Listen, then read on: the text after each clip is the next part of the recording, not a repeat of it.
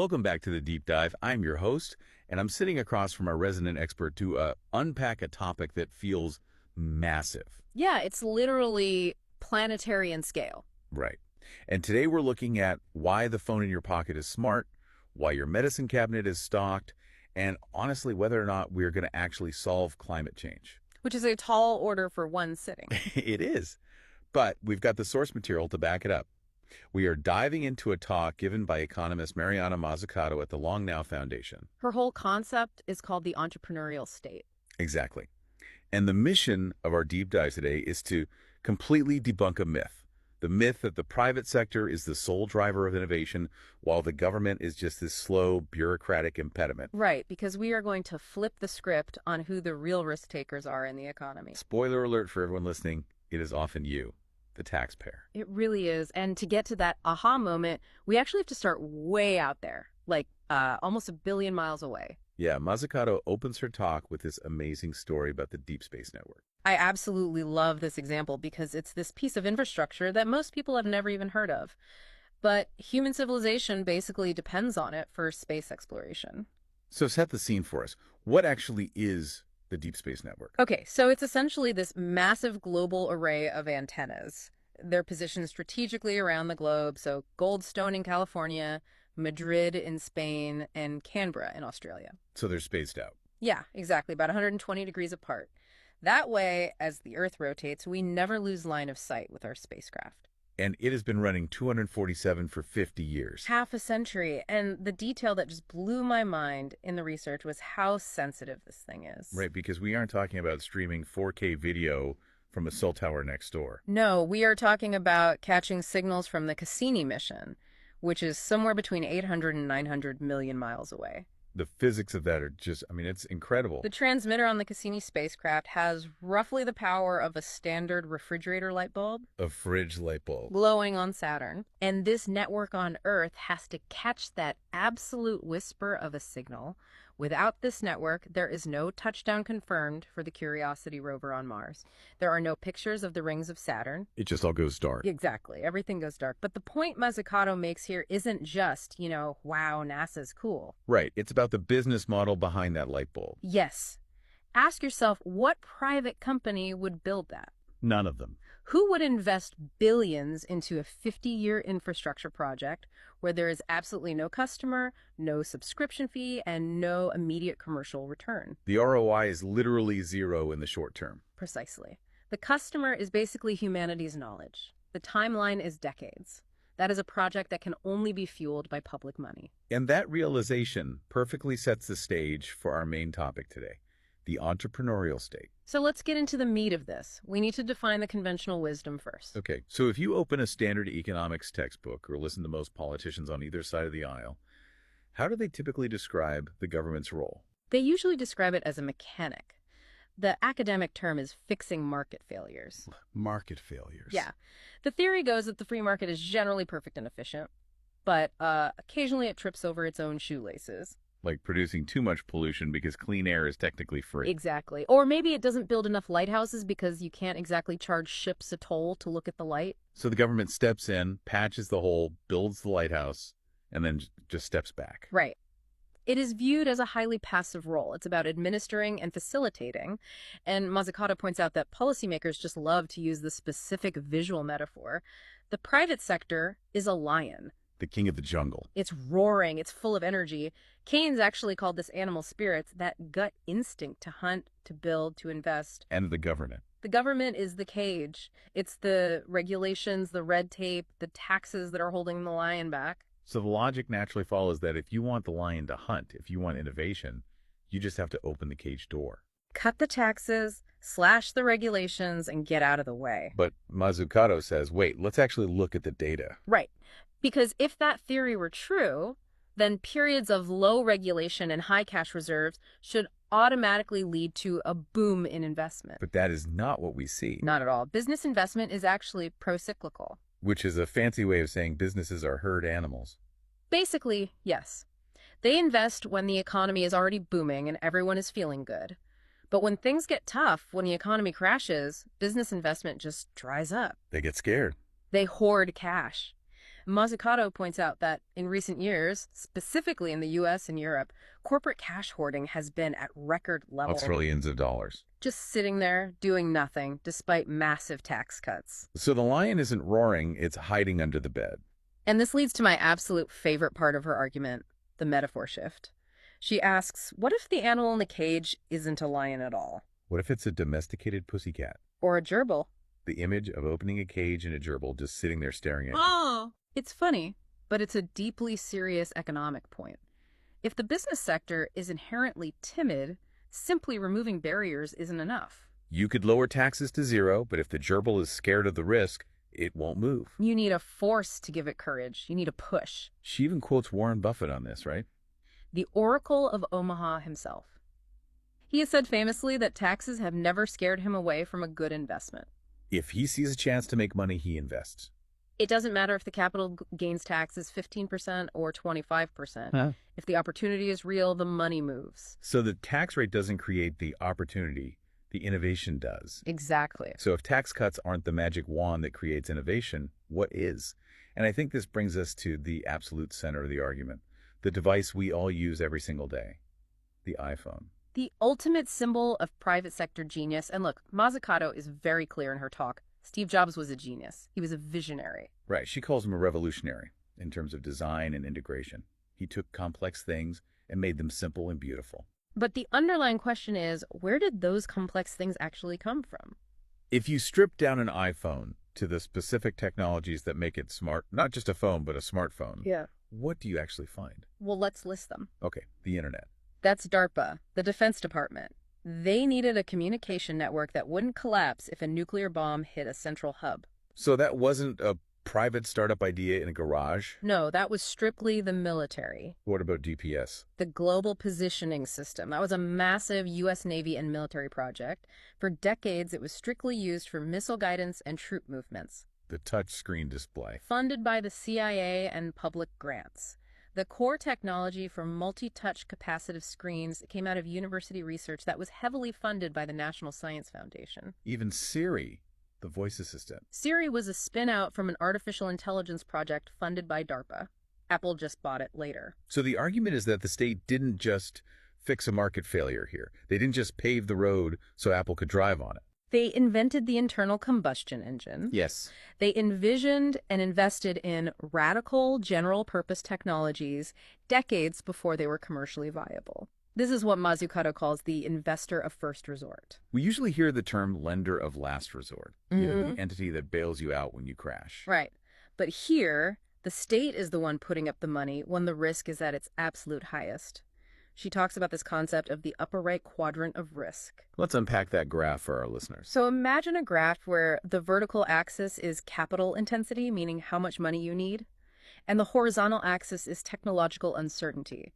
Basically, how likely is this to fail? So the upper right corner is the danger zone. High cost, high risk of complete failure. And private venture capital. The VCs on Sand Hill Road, they don't hang out in that corner. They hate that corner. It is a graveyard for profits. The VC model relies on an exit, an IPO, or a buyout in 3 to 5 years. They want to invest in something that is already somewhat proven, scale it up rapidly, and sell it.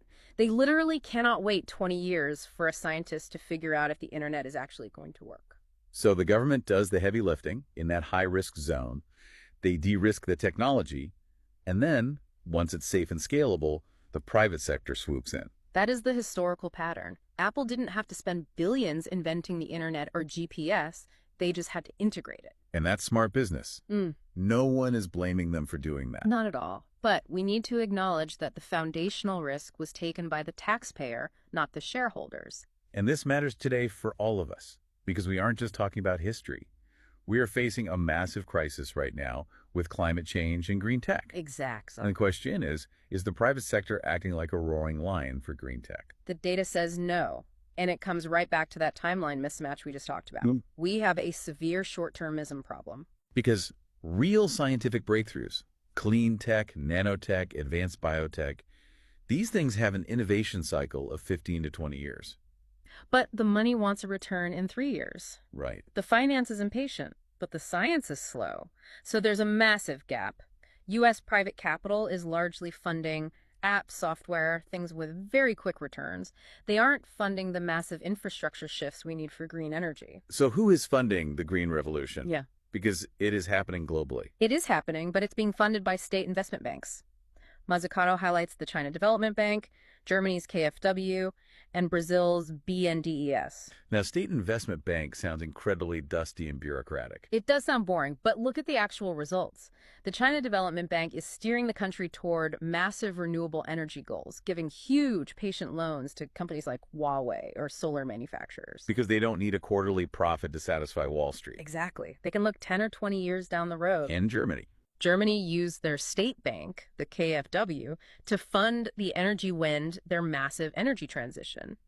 When the private sector was too scared to lend to solar projects because they were quote-unquote unproven, the state bank stepped in and said, "We will lend to you." They literally created the market. Yes. So while other countries are using patient public capital to build a future, what are American companies doing with their cash? You mentioned earlier they were hoarding it. But there is also this concept in the research of financialization. This is the much darker side of the pussycat metaphor. We are seeing a massive trend toward share buybacks. Break that down for us. Why does a company buy its own stock? So imagine you are the CEO of a major Fortune 500 company. You have $1 billion in profits sitting there. You could spend that billion on R&D to invent the next big thing. But that's risky. It might fail. It'll take 10 years. Or you take that $1 billion and you buy your own shares off the stock market. This inherently reduces the number of shares available. Simple supply and demand. The price of the remaining shares goes up. And since most executive pay packages are tied to stock price performance, You get a massive bonus. the shareholders get a quick boost. Everyone is happy in the short term. But nothing new was actually created. No value is added to the economy. It's just financial engineering. And the stats on this are wild. Mazzucato points out that many Fortune 500 companies now spend more on buybacks than they do on research and development. It is staggering. They're spending more on manipulating their stock price than on inventing actual products. She notes it's particularly stark in the pharmaceutical industry. Oh, absolutely. Big Pharma is increasingly closing down their internal R&D labs entirely. They just rely on buying small companies that spun out of publicly funded research. So let me get this sequence right. The taxpayer funds the basic science at the NIH, which puts in over $32 billion a year in life sciences. A small company spins out to prove it. Big Pharma buys the small company, hikes the price of the drug, and then uses the profits to buy back their own stock. That is the cycle. And it brings us to the core inequity of this entire system. Mazzucato calls it socialized risk, privatized reward. This is the phrase that really stuck with me from the source material. We have a system where the public pays for the failures and the risky early stages, but the private sector keeps all the rewards. A perfect example of how we view this culturally is the comparison between Solyndra and Tesla. Oh wow, Solyndra. That name is practically a punchline in political debates. Right. And to be clear, we are just looking at the mechanics of the arguments here, not taking political sides. Solyndra was a solar company that received a $500 million guaranteed loan from the Department of Energy and then went bankrupt. The taxpayer lost the money. And the media narrative was immediate. See, the government is incompetent. It shouldn't pick winners. But Solyndra wasn't the only company that got money in that program. No. In that exact same portfolio of loans, the Department of Energy gave $465 million to a little electric car company called Tesla. Wait, Tesla got the same help as Solyndra? Yes. And obviously Tesla is a massive historic success. But think about how a private venture capital firm works. If a VC invests in 10 companies, they actually know that 5 or 6 will go completely bust. Solyndra's happened. That's part of the game. But they bank on the one unicorn.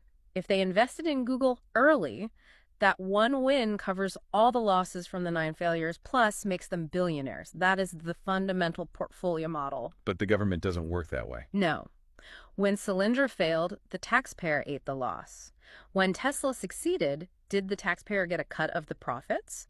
Did the Department of Energy get equity in Tesla? No, they just got the loan paid back. Exactly. At best, the government gets its money back with a little bit of interest. So the taxpayer covers the downside of Solyndra, but completely misses out on the upside of Tesla. It's a terrible business model. It's like buying lottery tickets for your neighbors, and when they win the jackpot, they just pay you back the $2 for the cost of the ticket. That is a perfect analogy. And Mazzucato argues this isn't just unfair, it's mathematically unsustainable. Because where does the money come from to fund the next wave of innovation. Right. If the state helped create the internet and the tech boom, shouldn't some of those massive returns flow back into a fund to pay for the green revolution? Instead, we have these tech giants employing armies of lawyers to minimize their taxes, so the money isn't flowing back.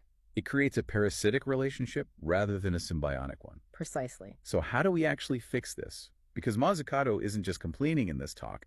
She has actual proposals on how to change the narrative and the structure. It really starts with that narrative. Hmm. We have a self-fulfilling prophecy right now. If we keep calling the government bureaucratic, boring, and meddling, and if we say its only job is to administer things, we aren't going to attract top talent. Well, yeah, who wants to work for a meddler? You want to work for a creator. Exactly. But look at the counterexamples. In Brazil, at the BNDES Bank, or right here in the US at RPAE, which is the energy version of DARPA, The atmosphere is different there. top scientists and economists actually want to work there because they are given the freedom to think big. They are told to take huge risks.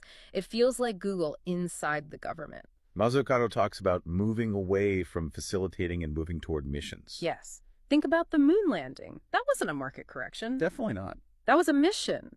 It required coordinating 17 different sectors: textiles, electronics, nutrition, materials. It required bold directional leadership. She argues we need that exact same war-footing urgency for societal challenges like climate change or even aging populations. The war metaphor is really interesting because historically, nations are incredibly innovative during wars. Because the cost of failure is existential. You can't just say, oh, well, the market didn't provide a solution. You have to invent the solution. Right. Mazzucato suggests we need to apply that same level of urgency to peaceful missions. We need to stop being embarrassed about the state's role and actually start empowering it to lead. Which brings us to the most radical proposal she mentions near the end of her talk. If the state is acting as a venture capitalist, taking all these high risks, shouldn't it act like one financially? This is the provocative closing thought to really chew on. Mazzucato asks, what if the U.S. government had retained a small percentage of equity in the companies built on tax-funded technology? Imagine if the public held even 0.5% of Google because of that early NSF grant, or a tiny sliver of Apple because of the touchscreen research. We aren't talking about controlling the companies, just holding a passive equity stake. That money wouldn't just be profit for the Treasury to spend on whatever. It could go into a highly designated innovation fund.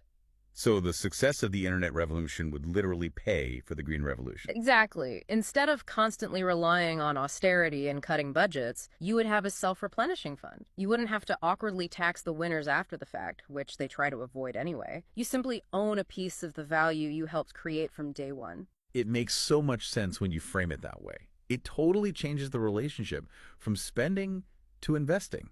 It really forces you to rethink the daily headlines. Next time you hear a politician complaining about big government spending, you have to ask yourself a question. Is this just spending, or is it the only investment capital patient enough to build a future? That is the key takeaway. We need to recognize that we as taxpayers are the ultimate venture capitalists. We are the ones taking the biggest risks. We should be proud of that role, but we might also want to think about whether we are getting a fair return on our investment. It's definitely something for all of you listening to think about next time you unlock your phone with your fingerprint, which is, by the way, another government-funded technology. It really is everywhere once you start looking.